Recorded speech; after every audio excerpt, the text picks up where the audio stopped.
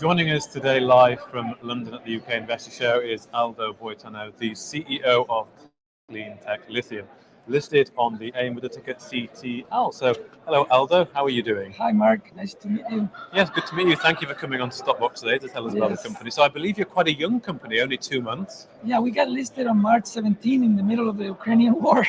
One of the few companies that got listed, actually. A lot of companies stopped their listing. Okay.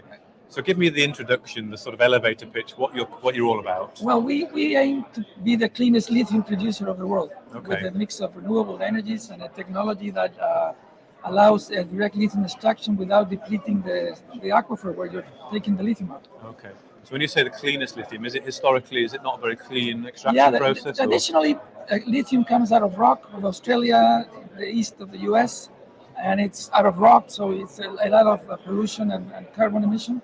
And in the lithium triangle between Chile and Argentina, it's out of evaporating ponds. Yeah. So it's a big footprint, 20 or so square kilometers, and then you're depleting the aquifer. We are gonna take the lithium out of those same brines and then re-inject it back in the subsurface. So.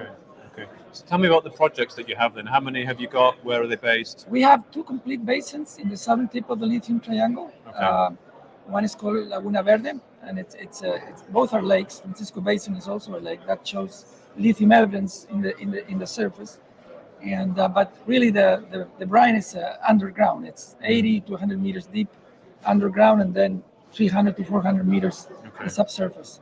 And we've been drilling 2 drilling campaigns. We're approaching winter, so we're gonna have a very soon for the market made an updated resource.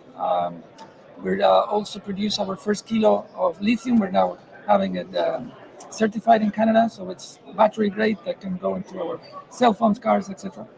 And we're starting all the scoping studies, preliminary economic assessments, environmental work. Okay. So all the money we raised in the stock market, the 6 million pounds we raised in March, and the 4 million we reached in November pre-IPO, are all towards improving the company, improving the position of the company. Okay. So although you've been listed 2 months, the company's been established longer. You've had 2017. 17. So you've had these projects the whole time. We acquired one for the whole time, and we acquired one a year ago, and that's got us the movement to go list. Okay. And has there been any historical activity on these? Yes. Yeah, we've been drilling, doing geophysics. Okay. We've been doing sending samplings around the world until we got a hand on the technology, and we're patenting both the resin using on the direct lithium extraction and the technology process itself. Yeah, send brine to China, send brine to Canada, the US, France, etc. back then. Mm-hmm. So when it comes to lithium then, lithium was very in demand. Well, it was vogue a few years ago. Do you still see it being in vogue? Do you still see the demand for that only growing? Yeah. We actually did a very conservative number on the AIM market at 15,000 tons, $15,000 per ton. The price is actually 60, 75 spot prices right now. Yeah. I think it will eventually come down a little bit more as more producers. But the whole world is going green and electric. The EV revolution is not only moving the lithium price, the copper price, and other minerals. But what is important is where the lithium or the copper comes from. If it's clean, if it leaves like us near to zero emission, low footprints. Yeah. We're going to use renewable energy. Chile, I worked and developed 3 projects accounting for 800 megawatts in the past. So can you give us an idea of what's to come over the next few months? What are you forecasting in terms of activities? Yeah, we're going to be wrapping up the drilling season.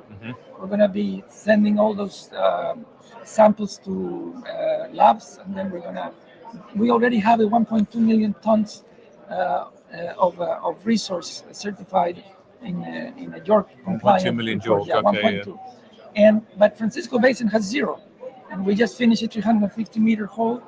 And we know there's brine there. The salty and the TDS, the total dissolved solids, tell us that there's brine down there. And we're going to be sending it to the labs and then improve the resource. That's a big thing. And then all the commencement of the engineering scoping study already starts. So 2 months from now, we're going to see the results of that, the preliminary baselines for the environmental. Both places are at 4,300 meters. They're fairly high, no life there. There's no indigenous communities on site. They're a couple of hours away, a couple of thousand meters down. We work with them. So this is important that you're interviewing us because we really want to be more in the news. We're being very quiet doing our work and very professional, but not so upfront. Okay. So your current market cap is about 24 million. So just thinking of the investment case then, and what would you say to people who are shareholders or people who are considering being shareholders? I'm not going to ask you to make a prediction on your share price or your market cap, but what are your main objectives in the near term for the project that you have? I think, well, you can get on our website and see an independent analyst report from Gaius King, is the name of the geologist from Fox Davis, and he's predicting a number 3 to 4 times in the next 12 months of what we are actually now. But that will come with improved resources and all the work we're doing. Okay. We're also, out of the listed companies, we're the only one not having an offtake agreement. It was very traditional in the mineral world. We're talking to several Chinese, Japanese, European battery manufacturers, car manufacturers, household names, and we will have an agreement of one of those big names in the next 6 months or so. For direct offtake. Yeah, offtake and a strategic partnership. Yeah. Somebody who says, you know what, these guys are for real, what they're doing, I like them, and I'm gonna. Well, see, that's very interesting because a lot of the car manufacturers, are looking to partner directly with mining companies to secure their supply chain. Yes, exactly. And mining companies have got to change. They've got to they've got to deal with the end customer now. Yeah, that's very different from the past. It's very different. I mean, how are you finding that process? Well, very interesting. We're learning. Our chairman did this in the past. He developed the largest copper mine of the world. Steve Kessler is his name, Escondida, and then the second, Coyahuasi. And he did it with offtake and with strategic investors who bought 10 to 20% at the base level. So yeah, he then founded European Lithium, a listed company here in Europe. So. And this is all going on in the background. So as and when. Thanks for letting us tell the story. Yeah, well, I hope we can catch up again. It's nice to get an insight into what you're doing, and good luck with everything. That's Aldo Boitano, the CEO of CleanTech Lithium. Thank you very much for your time. Thank you, Mark.